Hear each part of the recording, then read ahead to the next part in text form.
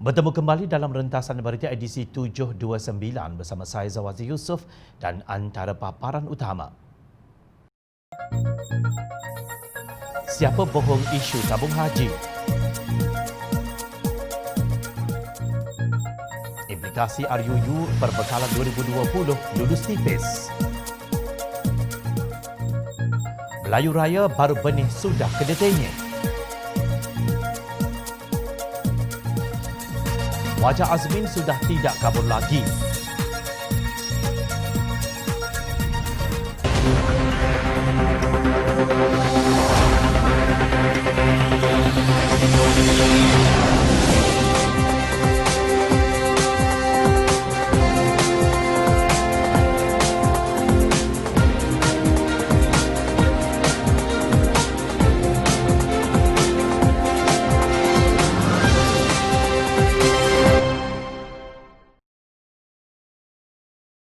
Assalamualaikum dan salam sejahtera.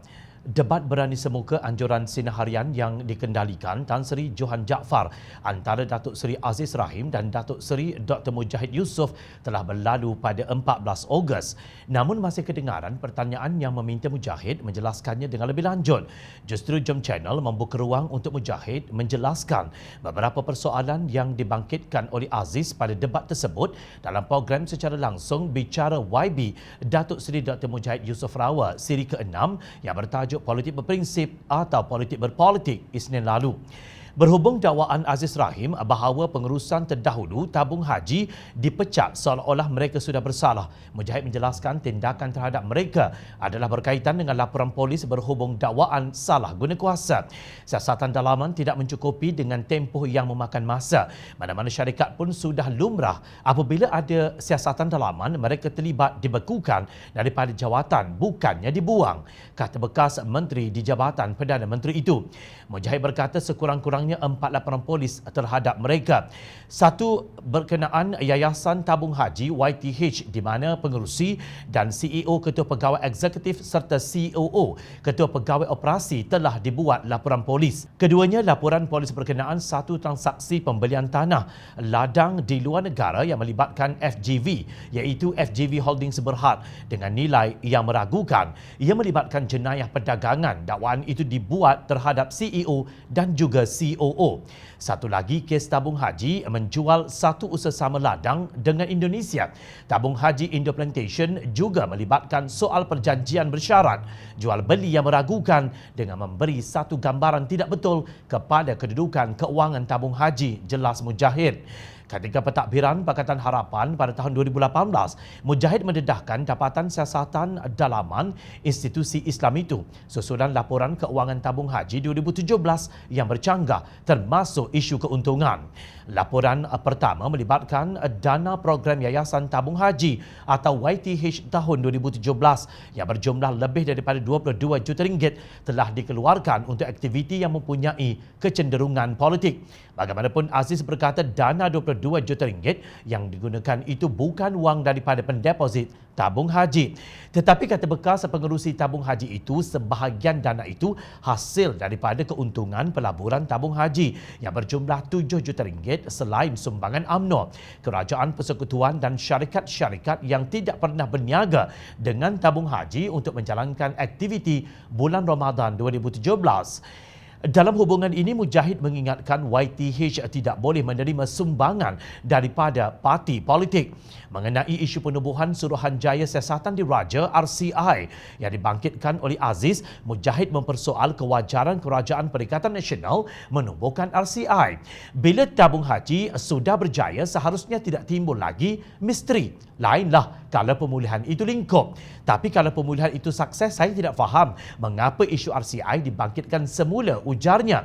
Menurut Mujahid, pelan pemulihan dan perstrukturan tabung haji bermula Jun 2018 hingga termeterai perjanjian syarikat tujuan khas atau SPV iaitu urus harta jamaah Senia Berhad yang dimiliki penuh oleh kerajaan di bawah Menteri Keuangan diperbadankan MKD terbukti telah berhasil.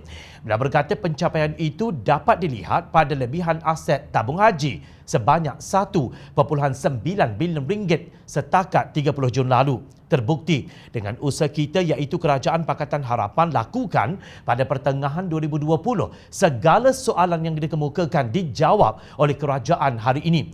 Kerajaan hari ini mengakui tabung haji untung, aset sudah melebihi liability dan pendeposit telah bertambah. Pelan pemulihan tabung haji terbukti sukses dan menunjukkan pemulihan, tegasnya. Mujahid menyifatkan desakan RCI tabung haji itu didorong oleh sentimen politik. Selain itu, ia untuk merendah-rendahkan usaha pemulihan yang dilakukan pasukan TH. Ia juga satu usaha untuk menutup segala kelemahan pengurusan TH terdahulu, iaitu UMNO yang semakin hari semakin terdedah. Apabila mereka mendesak, rupanya desakan itu kena pada diri mereka sendiri, tegas Mujahid. Apabila sang kleptokrat memercik air di dulang, wajah UMNO boleh terkena percikannya. Sekali lagi, keabsahan Pemerintahan Perikatan Nasional menimbulkan persoalan dan pertikaian setelah menang tipis dalam proses undian rang Undang-Undang Perbekalan penguntukan semula peruntukan perbelanjaan 2020 baru-baru ini. Keputusan itu mengundang tempelak daripada Ketua Pembangkang yang juga Presiden Pakatan Harapan Datuk Seri Anwar Ibrahim. Adakah kerajaan ini boleh bertahan hanya dengan 111 sokongan ahli parlimen atau akan ada lagi episod sogokan dengan segala ugutan dan tawaran pangkat atau jawatan, katanya dalam satu kenyataan. Sebelum itu, media melaporkan ahli Dewan Rakyat terpinga-pinga seketika apabila Speaker Datuk Azhar Harun tiba-tiba menangguhkan sidang sebaik saja membenarkan permohonan undi belah bahagi bagi rang undang-undang RUU tersebut. Seperti petua yang telah saya berikan pada 11 Ogos 2020, saya tempohkan mesyuarat Dewan selama 10 minit. Terima kasih, katanya, lalu meninggalkan Dewan. Beberapa ahli parlimen didengar memanggil beliau masuk semula. Setelah Azhar meninggalkan Dewan, keadaan terus kecoh apabila terdapat beberapa ahli parlimen pembangkang bangun mempertikaikan tindakan speaker itu. Mana speaker? Orang tak cukup ke? Kenapa tangguh? Mana Tak boleh payah tangguh ada lewat? parlimen macam tu. Tak perlu ada parlimen. Macam mana boleh tangguh? Tak pernah lah, tak pernah. Wah. Parlimen tak cukup. Tak payah ada parlimen lah macam tu. Antara wakil pembangkang yang bangun adalah Akmal Nasir, R. Sivarasa, Khalid Samad, Sim Zizin dan RSN Raya. Orang tak cukup ke? Tak pernah buatlah, tangguh, kata Khalid. Sivarasa pula berkata undi belah bahagi tidak sah kerana sidang ditangguhkan. Undi tak sah sebab parlimen ditangguh. Saya harap speaker faham ini perkara asas, kata ahli parlimen Sungai Buloh itu. Raya pula mencelah sambil meminta speaker supaya tidak hijack atau merampas parlimen. Pada pengundian belah bahagi itu, RUU itu diluluskan dengan 111 ahli menyokong, 106 menolak dan 5 tidak hadir. Anwar Ibrahim juga berkata Pakatan Harapan tidak akan berundur dalam perjuangan, sebaliknya akan terus mempertahankan mandat rakyat dengan semangat, kekuatan dan serta kawan baharu. Pakatan Harapan juga bertekad untuk terus berusaha menjadi suara rakyat di Parlimen sambil meneruskan ikhtiar mengembalikan mandat rakyat, tegasnya.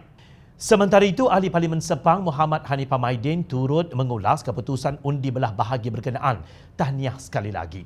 Walaupun kemenangan anda semua itu, malangnya tak boleh ubah imej sebagai government tebuk atap yang dibina atas pengkhianatan mandat rakyat. No worries. Bila kita jenis spesies tak tahu malu, apa nak kisah label pengkhianat? Kan? Sindirnya. Beliau tidak memperincikan siapa yang tidak tahu malu itu, tetapi kemungkinan ia ditujukan kepada gerombolan tebuk atap yang merampas kuasa menerusi langkah Sheraton dan kemudian memecat Speaker Tan Sri Muhammad Arif Yusof tanpa sebarang alasan. Kemenangan tipis itu tidak menghantar mesej yang meyakinkan untuk sektor ekonomi Malaysia. Pada pukul 9.10 pagi, Indeks Petunjuk Utama FTSE Bursa Malaysia KLCI atau FBM KLCI merosot 0.27 mata kepada 1560.47 daripada penutup 1560.74 semalam. Indeks tersebut masih amat jauh di bawah jika dibandingkan ketika Pakatan Harapan baru mengambil alih kerajaan pada Mei 2018, iaitu sekitar 1,800 mata. Itu pun kononnya tebuk atap ini untuk menyelamatkan Malaysia. Selamat daripada apa? Nampaknya pemimpin Pergerakan Pemuda UMNO terjentik apabila Presiden Bersatu Tan Sri Muhyiddin Yassin berkata parti itu bersetuju untuk menyertai Muafakat Nasional yang mendukung Perikatan Nasional sebagai gabungan besar. Ketua Pemuda UMNO Johor Muhammad Hairi Mat Shah menyoal apa maksud Muhyiddin yang menyokong Perikatan Nasional sebagai gabungan besar. Hairi berkata Perikatan Nasional adalah gabungan interim atau sementara yang dibentuk untuk menyelamatkan negara ini daripada Pakatan Harapan. Itu faktor utama Perikatan Nasional dibentuk. Ia bukan gabungan rasmi atau yang terbesar di negara ini. UMNO sendiri telah membuat keputusan tidak menyertai Perikatan Nasional jika gabungan itu didaftarkan untuk menghadapi pilihan raya umum ke-15. Sebaliknya, fokus UMNO adalah terus memperkasa Muafakat Nasional. Beliau mahu Muafakat Nasional menjadi satu gabungan besar untuk menerajui tanah air walaupun Bersatu ingin menyertai gabungan itu. Parti Bersatu ingin menyertai Muafakat Nasional tetapi biarlah Muafakat Nasional selepas ini menjadi satu gabungan besar untuk menerajui tanah air tercinta ini. Saya hanya ingin mengingatkan jangan lebih kuah daripada sudu harapnya.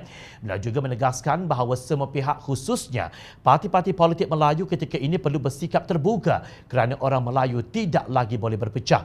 Beliau berkata parti-parti politik Melayu perlu bekerjasama dalam satu pasukan.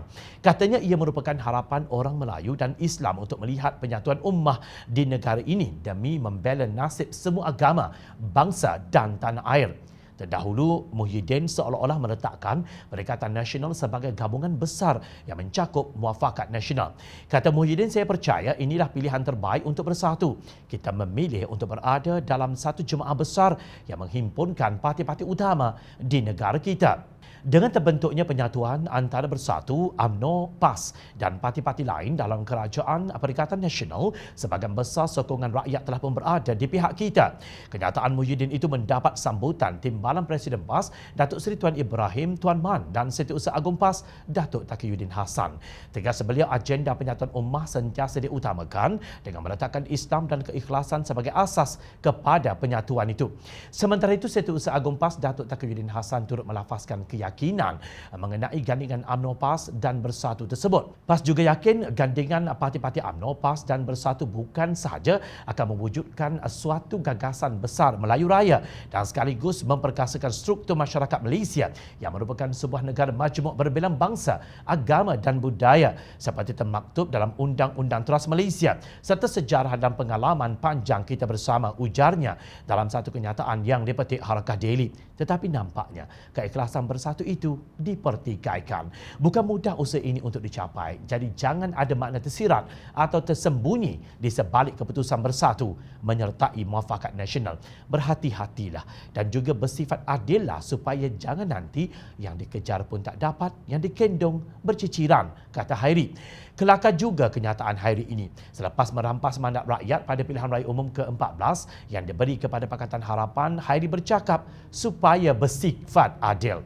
Adakah Hairi mentakrifkan makna adil itu berbeza dengan kelaziman yang kita semua tahu? Bagaimanakah ketidakadilan boleh berakhir dengan keadilan demi agama dan bangsa pula tu? Benih yang baik dicampak ke laut menjadi pulau, dilontar ke langit menjadi bintang, jatuh ke darat menjadi pohon berbuah dan rindang. Manakala benih yang buruk, walau diletak di atas singgasana emas sekalipun, tetap mereput jadi bangkai yang busuk baunya. Pada satu ketika, ramai hairan kenapa Datuk Seri Azmin Ali hadir dalam program Bersatu. Azmin ketika itu hadir dalam bacaan Yasin dan doa selamat sempena sambutan ulang tahun ketiga penubuhan Bersatu. Pengkritik tertanya-tanya, Azmin didakwa tidak mempunyai masa untuk hadir mesyuarat partinya sendiri ketika itu. Beliau masih Timbalan Presiden Keadilan, tiba-tiba mempunyai masa untuk menghadiri acara parti lain. Pengurusi Bersatu ketika itu, Tun Dr. Mahathir pula berkata beliau akan mempertimbangkan jika Azmin memohon menyertai Bersatu. Namun semua itu sudah menjadi sejarah pahit bagi bekas pengerusi Bersatu. Ini kerana ketika itu Azmin tidak menunjukkan wajahnya yang sebenar. Kini media melaporkan Azmin, bekas naib Presiden Keadilan, Zuraida Kamarudin dan gerombolan langkah syaratan akan menyertai bersatu secara sah pada 22 Ogos ini. Tindakan itu mengundang sindiran daripada Ahli Majlis Tertinggi UMNO, Datuk Dr. Puan Zarkasi. Dalam satu hantaran di Facebook, beliau berkata, baru sekarang Azmin berani menunjukkan wajahnya yang sebenar. Puan berkata tindakan Azmin itu bermakna bersatu akan ada 2 Menteri Kanan. Secara tersirat, Puan berkata ketika Azmin masih menyembunyikan wajah sebenarnya, iaitu di zaman Pakatan Harapan. Kumpulannya yang tidak sehaluan dengan partinya dapat 4 jawatan menteri. Manakala yang pro Datuk Seri Anwar Ibrahim cuma dapat 3 jawatan menteri. Di zaman Perikatan Nasional, Azmin semakin untung kerana dilantik Menteri Kanan walaupun tidak berparti. Azmin nampaknya sentiasa untung bila wajahnya tidak jelas. Bagaimanapun, kata Puan, apabila menyertai bersatu barulah wajah Azmin nampak jelas. Cuma bila wajah sudah jelas, bolehkah Azmin menang lagi di Gombak? Soalnya, untuk rekod sebelum ini, Yang di-Pertua PAS kawasan Gombak Ustaz Salehuddin Nasir mengumumkan menolak sebarang kerjasama politik dengan gerombolan Azmin di kawasan itu. Dalam satu kenyataan media, Salehuddin bersama Ketua UMNO bahagian Gombak, Datuk Megat Zulkarnain Omardin, mengeluarkan mesej jelas tanpa celaru Gombak untuk muafakat nasional. Menurut beliau, Gombak tidak ingin dengan pemimpin yang hengki-pengki. Dalam pada itu, Puan juga mengingatkan Azmin apabila masuk bersatu, bermakna Azmin akan masuk muafakat nasional. Ikutlah peribahasa, masuk kandang kambing mengembik, masuk kandang kerbau menguak. Jangan nak mengaum pula macam harimau. Rakyat nampak wajah sebenar Azmin. Ketua Polis Negara sahaja yang kata wajah Azmin masih kabur. Sindir Puan. Sebenarnya Pakatan Harapan juga untung apabila wajah Azmin sudah tidak kabur lagi. Kini kita tidak perlu tertanya-tanya ke mana arah kecenderungan Azmin, kerana kita tahu beliau adalah lawan politik Pakatan Harapan. Justru lebih mudah bagi rakyat yang dizalimi mandatnya untuk menolaknya. Teruskan bersama kami di Jom Channel dan layari portal jomchannel.net untuk mendapatkan berita politik tanah air. Saya Zawazi Yusof. Terima kasih untuk perhatian dan penilaian anda. Assalamualaikum. Jumpa lagi.